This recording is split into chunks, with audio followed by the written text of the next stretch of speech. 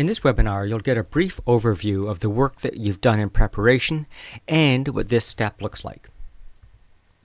So the overall flow for the eMag is as follows.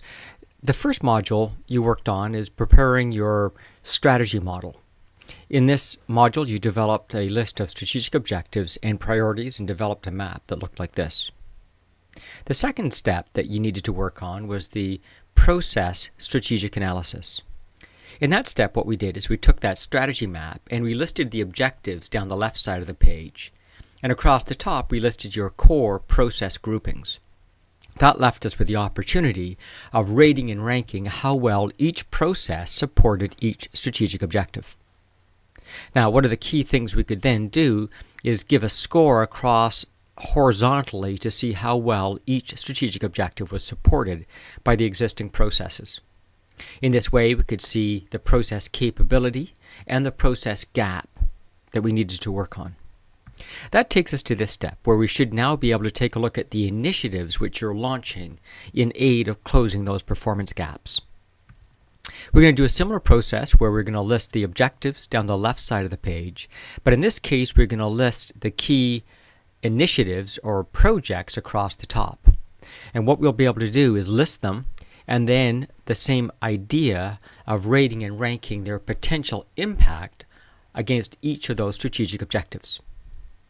Once we've done that, we can then add it up horizontally to see whether the projects are addressing the process gaps we saw before.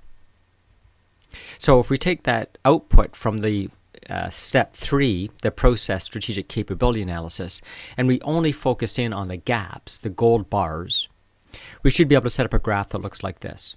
Now let's ignore those bars for a second and chart on it the impact of the projects from the analysis I just described to you. Again, the red dots represent the level of impact those projects might have against each strategic objective.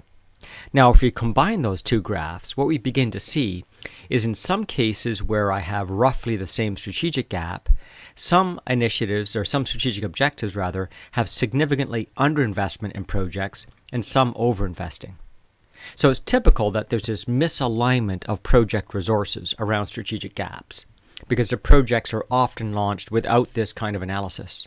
In fact, what we often see is situations like this, where some gaps are way over focused on, or in some cases there are initiatives which are launched which appear to be solving no apparent gap.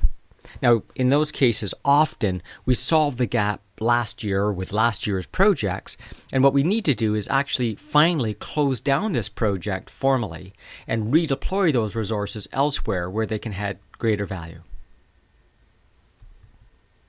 That's the work of this module. Stay tuned and we'll walk you through how to get this work done.